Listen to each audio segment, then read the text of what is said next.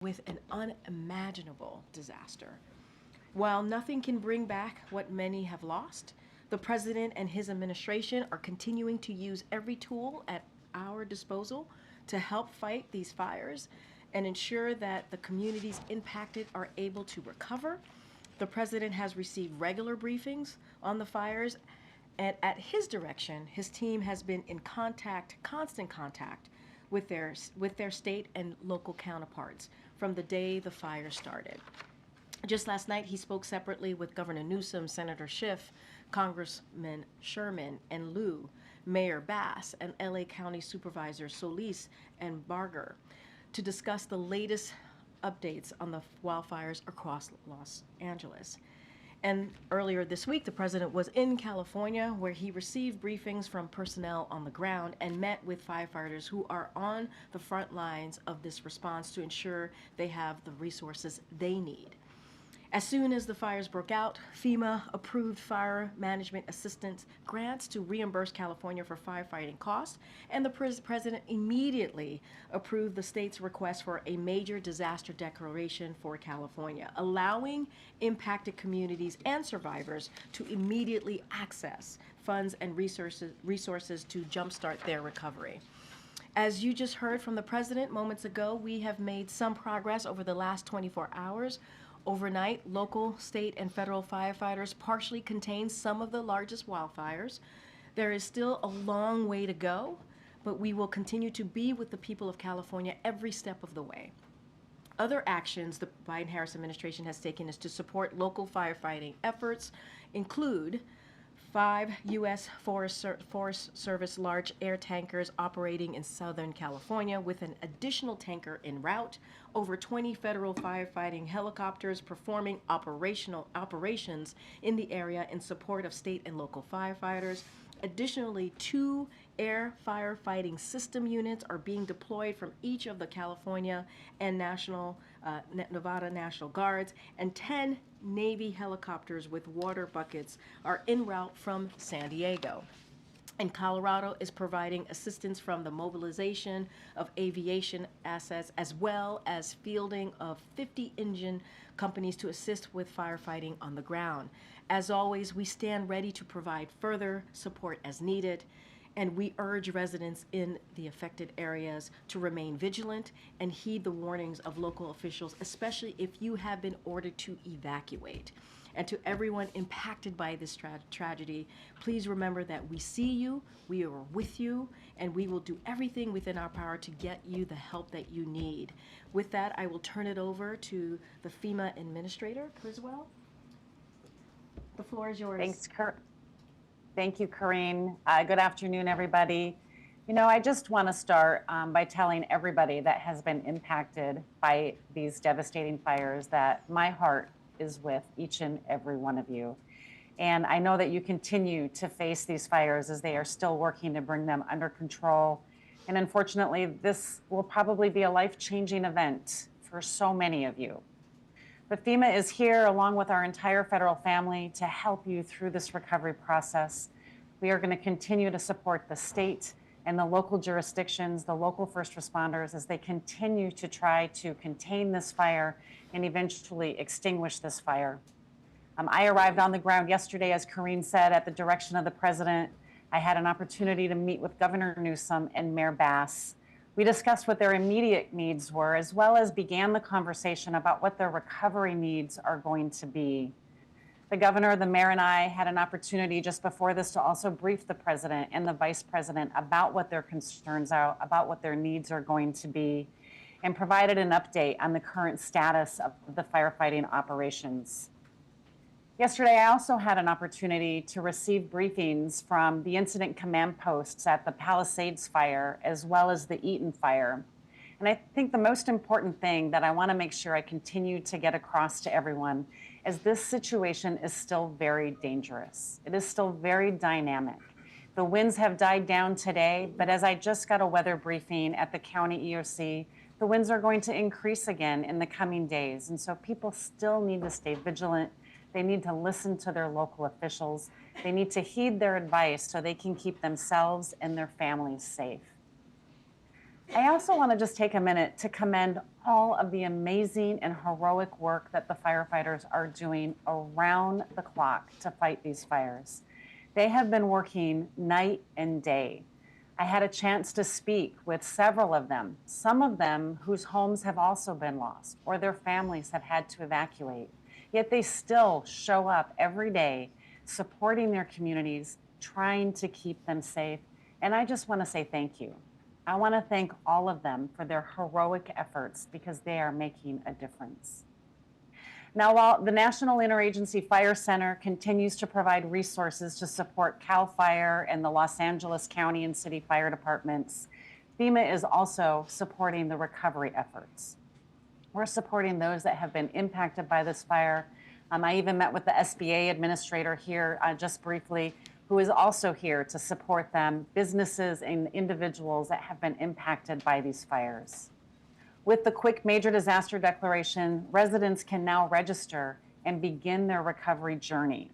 Some of the immediate things that we can provide to them are to cover the costs that they're incurring as they have been evacuated, helping to support what their longer-term shelter and housing needs are going to be. We can also help support crisis counseling and disaster unemployment. These are just a few of the programs that we have. We have many more, and I encourage everyone to begin that process by registering now. Recovery from these fires is going to be complex. I've seen many disasters throughout my 4 years in this role.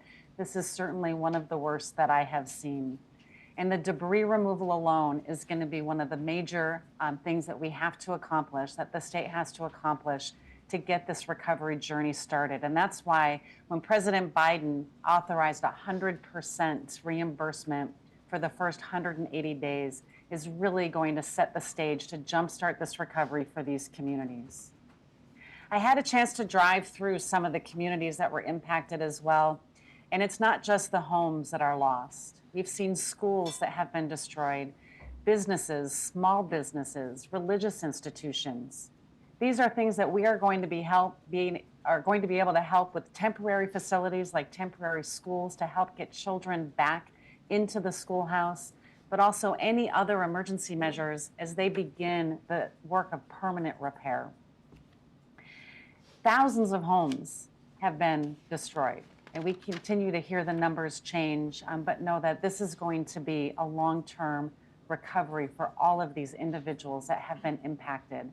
And as I told the governor and the mayor yesterday and today, I assured them that our programs, our staff, the entire federal family are going to be here with them, alongside them, helping them achieve the outcomes that they need to not just rebuild these communities, but also rebuild them in a way that's going to make them stronger and more resistant to the types of weather events that they have been experiencing. This recovery journey is going to be long, but we are going to be there with them to support them every step of the way. And with that, Karine, I'm happy to take some questions. Thank you so much, Administrator. Go ahead, C. Thanks, Karine. Thanks, Administrator. Hoping you could speak to whether your agency has enough money currently to fund the immediate response needs, or is there a need to go to Congress quickly to get additional funds? And then separately, 10 days out from the presidential transition, what steps are underway at FEMA to ensure that what has been done so far, what's going to be done in the coming days, is sustained at the career level and beyond, into the new administration? Thank you. Yeah, with the recent supplemental, FEMA received $27 billion. And so we are now able to continue to support the ongoing recovery efforts for all of the disasters that we've been supporting, to include now the immediate response and the initial recovery efforts that are going to be needed here in California. So we're very grateful for the bipartisan support from Congress to give us that additional funding so we can meet the needs of the individuals that have been impacted. And as far as going through the transition, we have an amazing, dedicated workforce of women and men that are going to be able to continue to support them. Our regional administrator here has worked many fires across several different administrations, and we are going to work day in and day out to continue to support them through the authorities that are given to us through the Stafford Act.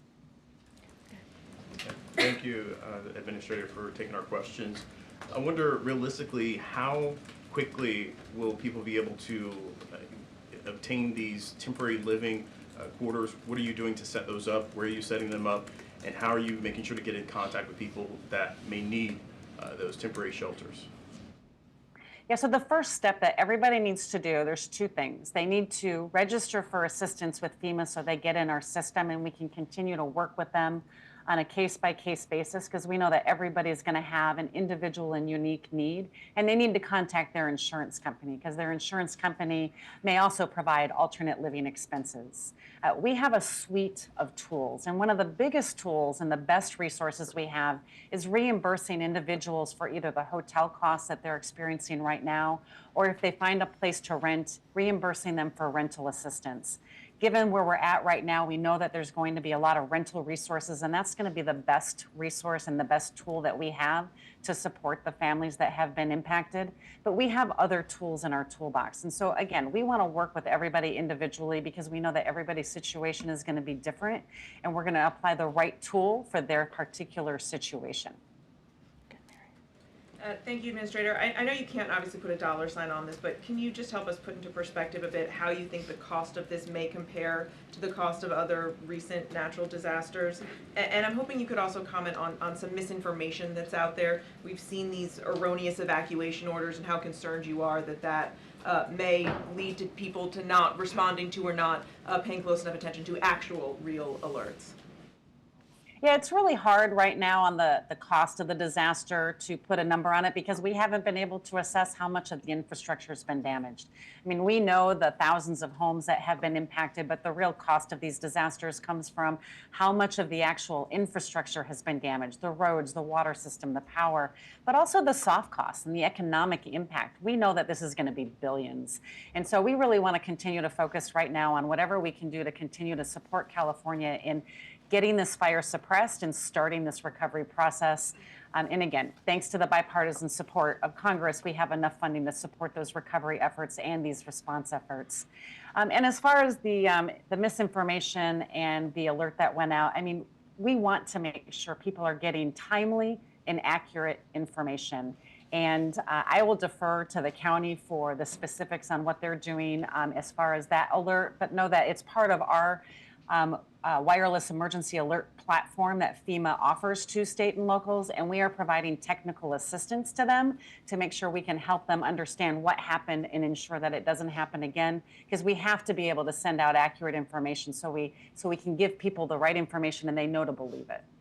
Good job. Thanks, Karine. Administrator, the President was referring in the Oval earlier and yesterday to, I guess, some misinformation about the fire hydrants. Can you just spell it out clearly? Is there a water shortage? Is there an issue with water? And if not, what's the issue?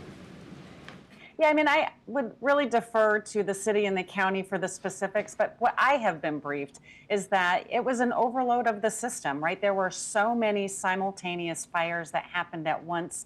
There was multiple firefighting resources that were utilizing and using the water system to put out these fires, and it put a strain on the system, and it takes time for that system to then regenerate. But the specifics on it, I really just want to make sure that you talk with them. As we heard from, the Los Angeles City Fire Chief yesterday, they plan for this. They have other resources available with water tenders, and now we have the ability to fly the aircraft into these communities to help put that fire out. And so you talk about the multiple simultaneous fires that started, and it just put a strain on the system from my understanding. Just one follow-up on the coordination with the incoming administration. Are you speaking to anyone yourself on the transition, and has the misinformation aspect come up in those discussions? So we have a whole team dedicated to be working with the transition team, and they're providing regular briefings to them on a daily basis. And so we're providing whatever information that they ask for. President Biden committed to 180 days of 100% match on recovery funds. Just technically, how is he able to commit to 6 months when he's only going to be in office for 10 more days? Is that locked in, or could that change if the next administration has a different idea? You know, this is a practice that many administrations have utilized to help support the immediate needs in the response to one of these major catastrophic disasters. And what we want to be able to do is recognize the catastrophic impact of that. And the president has the authority through the statute, through law, to be able to commit this amount of funding to support the recovery efforts. I would hope that we look at this, as I think Karine said earlier, that these are communities that have had a catastrophic impact, and that we want to make sure that we are doing everything we can as a federal family to support them on this recovery journey. The statute, the law, allows us to do exactly what we did and allows the president to make that determination, and this is what they need. They need this support in order to facilitate the recovery that's going to have to happen. And just a quick follow, does that mean that it can't be rolled back? I mean, I'm certain that, you know, anybody can make a determination on if they want to do something or not, but this was done according to the statute, and I would think that the statute would say that this is the direction that needs to happen and that it shouldn't be rolled back. This is Arlette Sines with CNN. In your conversations with any of the local officials, have any of them expressed concerns about the possibility that that funding could be rolled back? Well, I think I've gotten the question from several people about what's going to happen over the transition. And the same thing that I've said to you is that we have dedicated career women and men that have been supporting disaster response for everywhere around the country, not just this administration, but the previous administration and every administration before that. And the actions that we have taken in this administration are no different than the types of declarations that have happened before. And I want to assure them that the law, the Stafford Act, that gives us the authority to provide these declarations is one that has withstood since 1979, and we will continue to implement it as directed by the law. Kelly. Administrator Kelly O'Donnell from NBC. Do you have concerns about the inventory of available housing for people who've been displaced and for the length of time it would take for rebuilding? Obviously, it's going to be some time before you can even clear parcels that people may own or what have you. Do you see almost an extinction of some of these communities for a period of time? So we're going to work with the state to understand what the housing stock is, because as I said, one of the best resources that we have is our rental assistance, and we want to get people into that longer term temporary situation as quickly as possible so they can continue on with their lives. We're going to have to do an assessment to see what the availability is, and then determine if we're going to need to bring in other tools to help support the ongoing housing requirement for these communities. But know that our goal is to keep people in these communities. We do not want them to move far from their communities. This is where they work.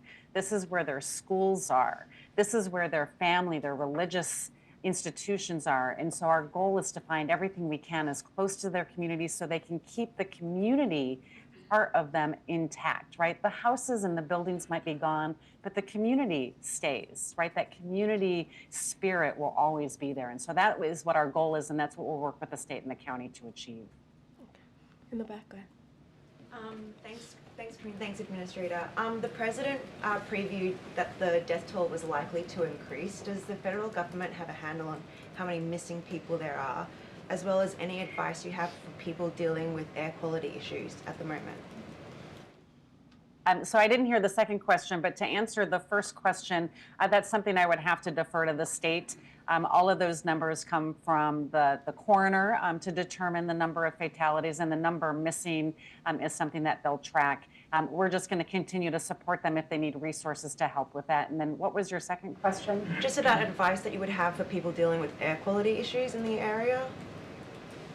With their what issues? Air quality issues in the area. Oh, air quality. What's your Air quality advice to issues. folks on the Again, listening to your local officials, there's definitely air quality issues around the area. And, you know, the beauty of the wind dying down is that they can get better control over the fires, but it also doesn't blow the smoke out. And so there are definitely a lot of concerns from across the area here about what the air quality is going to look like. And so they need to make the decisions that's best for them. And I know that the departments of public health at both the county and the state are providing information and guidance, and I would have them listen to them for what the best resources are for them to protect themselves from the air quality impacts from these fires. Okay, we're going to wrap it up. Go ahead. Thank you, Administrator. I'm curious, as you're briefing the incoming administration, are there specific steps you are recommending that they take in this response, given how long-term it's likely going to be? Yeah, that's something that, I mean, our career staff that are here on the ground in California that are going to be back at headquarters, they will continue to work through all of the requirements to support the recovery efforts. And as the incoming administration comes on board, we will give them an update as to where we're at with the status and any challenges that we're finding and the direction and the vision that we need to do to achieve the governor, the mayor's outcomes for this disaster recovery, but all of the disaster recoveries, right? We had 179 disaster declarations just last year alone. And so our team that has been working these day in and day out for the last 4 years will continue to do so within the new administration. Okay, last question. Thank you, Karine. So as the rebuilding gets underway, will there be any requirements around fire-resistant building materials to be used and other safety measures that, construction folks should adhere to? I just want to make sure I heard the question. As the rebuilding begins, are there going to be requirements on how they rebuild? Did I hear that right? I'm sorry. Yes, on fire resistance. Yeah, fire resistance.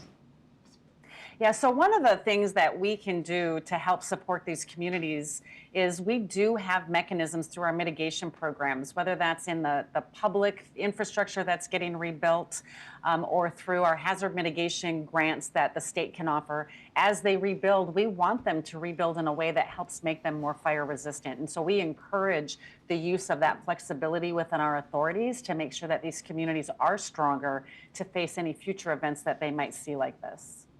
Okay. All right, Administrator, since we have 10 days left, I wanted to be sure to say thank you so much for your service. It's been an honor to work with you. Please stay safe in California. And again, thank you so much. Thanks, Karine. Thanks, everybody. Oh, I have actually 2 more things, and then I'll get to questions. So I'll quickly turn to Venezuela, where Maduro once again demonstrated his complete disregard for democratic norms and proceeded with his illegitimate inauguration. As President Biden emphasized during his meeting with President-elect Edmundo Gonzalez Urrutia on Monday, January 6, we believe that it is essential that the will of the Venezuelan people is respected. In coordination with our partners, we've given Maduro and his representatives every opportunity to restore democracy, but they haven't.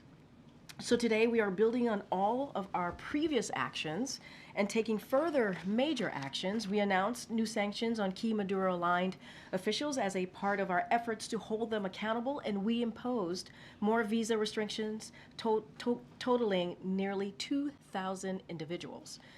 We also increased the reward amount to $25 million for Nicolas Maduro and his so-called Minister of Interior as part of the Department of State's Narcotics Rewards program, only the second and third to have the largest amount allowed. It is important to note that we are taking these actions alongside similar actions taken by Canada, the European Union, the United Kingdom, to demonstrate a message of solidarity with the Venezuelan people and further elevate international efforts to maintain pressure on Maduro and his representatives. Today, Maduro finds himself more alone than ever, with few friends in the region and in the world and around the world. And before I get to your question, just one more thing. I did want to highlight some good news we received this morning. The final jobs report for the Biden-Harris administration was released today, and a remarkable 250,000 jobs were created last month, defying expectations. Additionally, the unemployment rate ticked down to a low of 4.1%. This is the only administration to gain jobs every month. We had 0 months with job losses. This was no accident. President Biden's administration has delivered the strongest recovery in the world and laid a strong foundation for years to come by investing in America, empowering workers and unions, lowering costs, and supporting small businesses. Over 16.6 million jobs created, the lowest average unemployment rate of any administration in 50 years. Record high employment rates for working age women, and lowest black-white unemployment gap on record. Inflation down faster than almost any other advanced economy, and incomes up almost $4,000. And again, this was no accident. This is because of the president's leadership. And as the president said, our nation faces an inflection point. Do we continue to grow the economy from the middle out and bottom up, or do we backslide to trickle down economics? And that is a question that we have to ask. In the meantime, we'll continue with this briefing. Go ahead. Thanks, Karine. First off, yesterday the Senate advanced the Lincoln-Riley Act, which passed the House. If it's presented to him before he leaves office on the 20th, would the president sign that bill or veto it? So I'm not going to get ahead of what's happening. I know there was a procedural vote that happened in the Senate. I'm going to let the process play out. Let the senators do their work on that. I don't want to get ahead of that. So we're going to let it play out. I'm not going to get into hypothetical on this right now. The administration also often puts out statements of administration policy where it stands that you're not putting one out here. Well, the process is still playing out, and so we're going to certainly follow all of the latest developments on this, and so we want to evaluate the bill. We haven't done that yet. We want to evaluate the bill certainly at the end of that process, and then we will have more to say. I just don't want to get ahead of it right now. And the president of the Oval said he'd be speaking to us later today about Russia and some other issues. Is that going to happen? So we'll have more to share with all of you on what the president's going to be speaking on. Certainly, we'll share that shortly. He'll be speaking today. That's what the president said, and that's what we're working out. Lastly, it's customary for presidents often to leave office with a final press conference. Does he plan to schedule one for his final week in office? So I don't have anything to preview right now at this moment. As you know, as you just mentioned, the president took questions today. He took questions yesterday. He's going to certainly continue to engage with all of you by taking your questions, as he's done multiple times recently. I don't have anything to preview about a press conference. Go ahead, Mary. Do you or does the administration have any response to Donald Trump's sentencing earlier today? So, look, we're going to focus, as one of the reasons we had Administrator Criswell in the room, as you all know, and you guys have done a very good job, certainly some of your colleagues who are out there on the ground, covering this disastrous, catastrophic fire. And so the president wants to continue to focus on that. That's what we want to continue to focus on. We're not focused on what occurred today, certainly with the court decision. We are, and we've been saying this, I know it's probably ad nauseum, we've been saying this, that we are running through the tape, and I think we have proven that almost every day. Certainly in 2025, we've been pretty busy. And so that's going to be our focus. What can we do to continue to deliver for the American people? What can we do to make the lives of the American people better? And that is our focus, not going to speak to the decisions made in the court today. Okay. Two questions, Karine. One on Meta. Meta made a decision this week about doing away with its fact-checking for Facebook and its other platforms. Does the White House have a reaction to that? So we've been pretty consistent here over the last 4 years when any corporation or company makes a decision, a private company, to be more specific, makes a decision, we just are not going to comment. So I'm not going to comment on this. And so just going to leave it in that realm. But look, social media, I'll say this, social media companies make their own rules about content moderation. But with that said, we have been outspoken about our belief that the social media companies have an important role to play in enforcing their own rules to prevent the spread of misinformation. That is a responsibility that company has, and we've always been pretty clear about that. But speaking specifically to an announcement, we're just not going to comment on that. I understand, but that is something that you guys have been outspoken about, and they're making a change on it. So yeah, but I guess it's something I thought maybe you would want to comment on. I mean, look, we talk about social media companies having a responsibility. We've always said that. We've all been really clear about that. We've also been clear that policy decisions that are made by private companies, we're not going to speak to those specific an announcement, but we can speak broadly on our belief and how we see their responsibility. And that's as far as that we've always gone, and we're not going to go beyond that. I just briefly And another topic with regard to the Russia sanctions that were announced today. Does the President, does the White House have any concern that that could lead to an increase in gas prices for consumers? So look, we took aim today in your question at Russia's largest resources of revenue and imposed significant sanctions on the Russian energy sector. These sanctions certainly target both Russian oil and LNG, and we expect our actions to cost Russia upwards to billions of dollars per month. And so that's important to note as well. And these also, let's not forget that these are also, these sanctions really continue for us to make good on a commitment that we made, that the President made, and his G7 counterparts made to target Russia's ability to use its energy sector to fund and sustain this war. We've talked about this for some time, and so now the President certainly made good on that commitment. So it's not just us. Obviously, we joined these actions with the UK, which imposed significant and complementary actions of its own. And so I think it is important to note that, by taking these significant actions against Russia, oil markets are in fundamentally better place. That's number one. And number two, the U.S. economy is a fundamentally better place as well. And so that's why we took this action now. This is a commitment that the President wanted to uphold, not just the President, but also the G7, his G7 counterparts, and that's what you're seeing right now. But my question was whether you're concerned that it will lead to an increase in gas prices. I mean, look, I've said, look, one of the things that we expect and we believe is that the supply of energy is going to exceed global demand through this year with ample capacity within the outside of OPEC Plus to increase production if necessary. So since the start of Russia's war, benchmark oil prices have fallen almost $35 per barrel, and average U.S. gasoline prices have dropped from roughly $4 to just $3 per gallon. That's because of the actions that this President has taken. And so that is what we want to continue to see. And so that's what we also think will continue to be. Like the gas prices, we believe the gas prices will continue to be where it is and continue to go down because of the actions that the President has taken. President Biden was expected to meet with Ukrainian President Zelensky when he was in Rome today. Is he planning to speak with him? So the President did speak to President Zelensky moments ago. We will have a readout for all of you. Obviously, the President wanted to reach out to President Zelensky because, as you just stated, they were supposed to meet in Rome. It did not happen because the President decided to stay and be back here because of the catastrophic fires, obviously, that we're seeing in Southern California.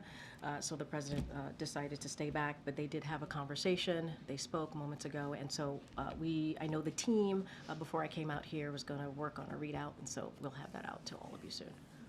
In his interview with the USA Today earlier this week, the President talked a bit about preemptive pardons, saying that they are still potentially on the table. Can you speak a little bit about the scope that he is considering when it comes to that? And if he's any closer to it. So we have been saying that the President will have more to say, more to announce on pardons and commutations. So that is, we have 10 days to go. So certainly that will be very soon that we'll make those announcements. I'm not going to get into the scope. I'm not going to get ahead of the President, but we will be making some more additional announcements on pardons and commutations before the end of his term. Okay. You mentioned the President spoke with Zelensky, but is he also going to have a conversation with the Pope? I know he was also supposed to meet with him. Yeah. Or is there any thought that the Rome trip could sort of reemerge in the final 10 days? I don't have anything to say, to add or to announce about a change in schedule. What I can say is, I just mentioned that he spoke to President Zelensky. He wanted to share with the President our continued support for Ukraine, which you've seen over the past 3 years. And so that was a part of their conversation. As it relates to the Pope, I don't have anything to announce about a conversation with the Pope. And so if we have anything to share, we certainly will share with that with all of you. Kelly. Has the President received any updated information about the status of his son's home in California? Also, his granddaughter lives there now. He did make some reference to seeing some pictures, I wasn't quite certain I heard it correctly, related to Secret Service being burned out. Can you give us an update on anything that relates to the family? So what I can say, Secret Service, you would have to reach out to the Secret Service for them to speak to any developments and what has occurred with them.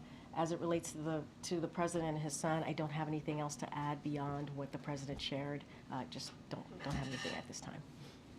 Is he inquiring and getting any on-the-ground information related to I that? don't have anything to share. What I can say is that when it relates to Secret Service, certainly you have to reach out to the Secret Service, but obviously he's in close touch with his son and his family. Because he referenced that, and they would only be present if protectees were at issue, and they would be connected to the president. So that's why I'm asking if he's getting any update on anything related to that. Well, again, I don't have anything else to add to what the president shared. As it relates to Secret Service and protectees and what they're doing specifically, you would have to reach out to the Secret Service, and we've been pretty consistent on that. And did he have any opportunity at all to speak to the president-elect about the fires? And they were obviously briefly in the same place yesterday with the Carter funeral and so forth. Does he see a need to, I know there's a full transition I was operation. going to say, there's a full transition operation. Fully You aware heard of that, you but, heard the administrator talk about their kind of process on that side as it relates to FEMA. Don't have a conversation to read out that the president had with the president-elect, but as you said, there's a transition happening. We want it to be effective. We want to make sure that they have what they need, and so that continues. And one last one. Yeah. As a part of transition, is an office of the former president also being stood up, and would that be in Delaware presumably? Yeah, I don't have anything to say about location, but the protocols that normally occur when a president leaves his post, it's going to continue. I don't have a location for you. Okay. And just briefly, we talked about the president's family being affected by this. The vice president's home was also under an evacuation order. Any update there on her home? Yeah, in the Los I mean, Angeles area? it's devastating. This is her city, her neighborhood, and her state. I would have to refer you to the vice president's office on any updates that they might share with you. I don't have anything for you at this time, but certainly it's devastating. So many people are affected by this, and it's heartbreaking. Just a quick follow-up. Will she travel to the Los Angeles area this weekend? Is there any travel plan for her? I would refer you to the vice president's office on any travel or her schedule. One more. Yeah, one sure. quick one, I promise. So we talk about the transition. Have you hosted any conversations with your immediate successor? And when will your final briefing take place? I'm sure you guys are all very excited about that. No, I'm just So I have not had a discussion with my successor. I'm letting the transition team kind of manage that process and just doing my job, focusing on my job on behalf of the president. And we will have a briefing next week, and certainly we will share that with all of you to say goodbye. All right. Hi, Karine. A couple of topics, if you don't mind. First, on Venezuela, you mentioned the sanctions that the administration is putting on Venezuela in its final 10 days. Are you in discussions with the incoming administration about policy towards Venezuela, and are you expecting those sanctions to hold once Trump does take office? And so, look, I can't speak to what the next administration is going to do or not do. What I can say is, and I believe Jake Sullivan talked about this when the National Security Advisor talked about this a couple times, whether in a gaggle here at the podium, saying that they are in constant communication with their incoming counterparts, the NSC is, and so I'm sure those conversations are happening on that side of things with the transitioning. I can't speak to what the next administration is going to do or not do, but we are in constant communication with the transition team here is in constant communication with their transition. Well, their transition team is in constant communication with our folks here. Just another one on Havana syndrome and AHIs. There's been a slight shift in the intelligence community assessment surrounding this phenomenon. Yeah. Does the White House believe that this is because of foreign actors? It's happening because of foreign actors? So look, we put out a statement on this, so I would certainly refer you to the statement that came out from my colleague out of the National Security Council. What I will say is the intelligence community assessment is one element of an interdisciplinary approach this administration has taken to getting to the bottom of these incidents. We believe it's important to do so and ensuring our colleagues receive the support and care they need and that they deserve. So the IC's updated assessment is a product of an ongoing analysis. That's basically what is stated in our statement, to make sure that we continue those efforts, which we welcome and which only reinforce why it is vital for the U.S. government to continue critical research, investigate credible incidents, and provide care. So they're an ongoing process, and so that is part of what certainly our statement stated, and also what the ICA said as well. I read that statement from Yep. Sean earlier, and Yep. part of it said that the current administration will be briefing the incoming administration about this to continue that work. What does that kind of briefing process look like, and what does it involve? I mean, look, I'm not going to get into private discussions or conversations. Obviously, this is a intelligence community situation, so I'm going to leave it in their, certainly in their hands. So I'm not going to divulge or get into what those conversations will look like. But like I've said multiple times, we are certainly keeping the transition team up to date on matters that are important, certainly to our national security, but to the American people. That's great. Thank you.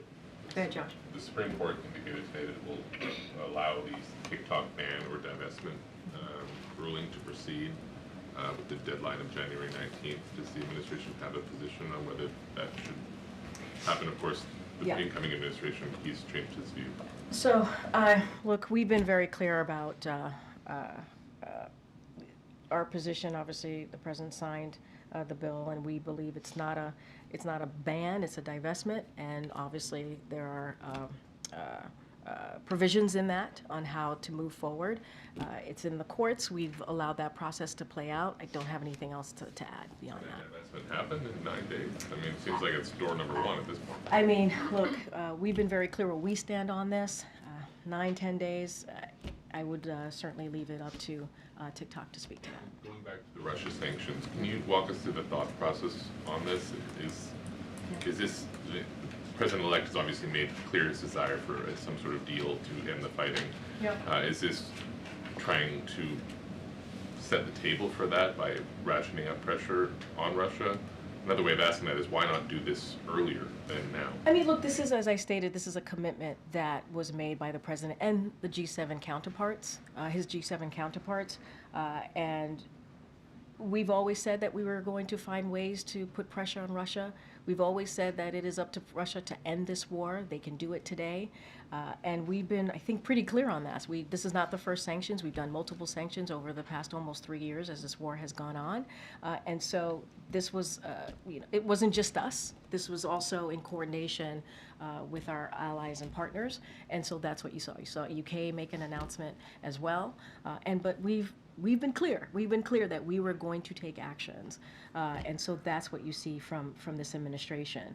But this is not the first one, right? We've done multiple, as I just stated, actions before, and we want to make sure that we hold Russia accountable here. But by definition, you made the choice not to do these specific actions, which are pretty significant. Yeah, they are significant. For a You're right. couple of years. So why not? Again, I why just didn't said, you do it a year ago? no, Why I hear now? you. What changed? And again, in my answer to you just moments ago, it's not just us. This is also being done with our G7 counterparts. This is essentially a group effort, and that's what you're seeing today. I know I have to. Go ahead. Thank you, Karine. Do you have updates on the American citizens that are being detained in Venezuela? The Maduro government claims one of them is an FBI agent. If you can confirm. So I don't have any updates for you at this time. I certainly would refer you to the State Department. Look, when it comes to Americans being held hostage, wrongfully detained, you have seen from this administration our efforts to make sure that we get Americans home. I think we have shown some success in doing that, and that is going to continue to be our commitment, even though we have 9-10 days left. I don't have an update on this particular individual. I certainly would refer you to the State Department. One more, if we can get a reaction on Indonesia becoming a full member of BRICS, Indonesia is obviously Southeast Asia's largest economy that could lend credibility to BRICS' ambition to become the alternative to the G7, particularly as we head into the new U.S. administration, which may have a different approach towards multilateral cooperation? So I don't have anything specific to say about this. I would have to refer you to our National Security Council on that particular question. Okay, Gary. Thanks, Karine. Meta also reportedly eliminated its DEI programs and hiring, training, and picking suppliers. And they cite the Supreme Court ruling in affirmative action. I know you said that you wouldn't comment on business policies, but the administration really went out of its way to sort of convince businesses not to interpret that ruling as anything that further than that. Is there a disappointment there that companies like Meta, McDonald's, Walmart are rolling back these DEI policies? So, not going to comment on a specific action that a private company takes, but what I can say is that you've heard from this president, you've heard from this administration, diversity is our greatest strength. You have seen this not just by words, by action that this president has taken, and certainly that is a sentiment you've heard echoed by leaders across businesses and government, not just us, and so that continues to be our stance on this. It is important to have different voices around the table. It is important to have different voices, working on policy to make sure that we are delivering for the American people. And that's what we have done. That's what we have shown. And as it relates to specific companies, I'm just not going to comment on that policy.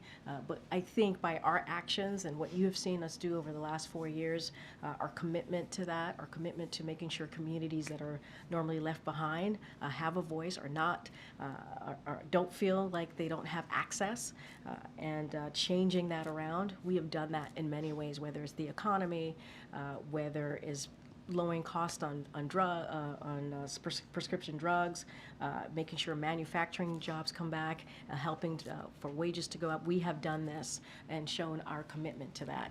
Again, I'm not going to speak to any particular company. Yeah, sure. I recently spoke to Reverend Al Sharpton, and he said that he would like the president to issue a pardon for Baltimore County State Attorney Marilyn Mosby and Jesse Jackson Jr.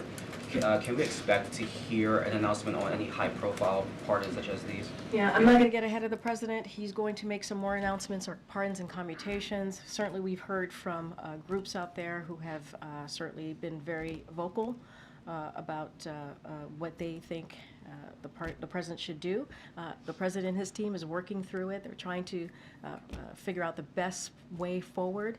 Obviously, the president believes in Americans who have shown that they can get a second chance to have that second chance. And I think you've seen that. This is a president that has been pretty historic in his actions in moving forward with pardons and commutations. I'm not going to get ahead of him. Karen. Thanks, Karine. Does the president expect that President-elect Trump will be here in the morning before the inauguration? Has that invitation been accepted by the president? I would refer you to the transition team to speak to what the president-elect is going to do or not do on January 20th. But he extended the invitation to come here. That is something that is a tradition, so obviously we are going to try to continue that tradition, but I would have to refer you to his transition team. Good, Emma. Thanks. I had a few follow-up questions on the transition process. To follow up what Karen was asking, it's also a tradition for the president, incoming president, to stay at Blair House. Is that an invitation that's been extended? I don't have anything to share on if the president-elect is going to be staying at the Blair House. What I will say is we certainly are trying to continue the traditions here. We want this to be an effective, efficient, peaceful transfer of power. Once we have more to share, certainly would share from our end of things, and anything that's related to the president-elect, I would refer you to the transition team. And then we've seen some moving trucks out here today. Can you talk about where you guys are physically in the process? And have there been any directives, because I know in the past with the other administration there's been issues with classified documents and mix-ups, and I know you guys have said you want to be careful and follow the rules, so. We are going to do our best, certainly to be careful, to follow the rules, to do this the right way, to follow traditions, obviously, as the president truly wants to do, as he showed right after the election, having the president-elect in the Oval Office, and putting everything aside and making sure that we were putting the American people first and what they wanted, respecting the results of the election. That's what you've seen from this administration. And we have 9-10 days left, and we're trying to run through the tape, do everything that we can, and get out of here in time on January 20th. Good. Speaking of the days left, Monday the president's going to deliver this capstone speech on foreign policy at the State Department. I just wanted to sort of see what you could share from a preview. Is this sort of a defense of his foreign policy? Is it a warning to allies, or advice that he wants to give the incoming administration? How should we kind of view the speech that the president's going to give? Well, as I've stated many times already at the podium, as it relates to the pardon commutation, I'm not going to get ahead of the president. And so he wanted to make the speech. There has been, there has been some key events, obviously, that has happened across the globe in his tenure. And this is someone who has been, when it comes to foreign policy, that is something that has been a key pillar of who he is and how, in his career. And let's not forget, 50+ years as a public official, elected official. And so he has some thoughts on the future, not just of the country, but how this country moves forward as a leader when you think about global events, important global issues. And certainly he will lay that out. I don't want to get ahead of him, but you could reassure there are major events happening right now. The Russia's war in Ukraine, the Middle East, and many other Indo-Pacific, many other important matters that he's going to certainly lean into, but I don't want to get ahead of the president. All right, thanks everybody. We'll see you next week. Any reaction to the Title IX ruling, Karine?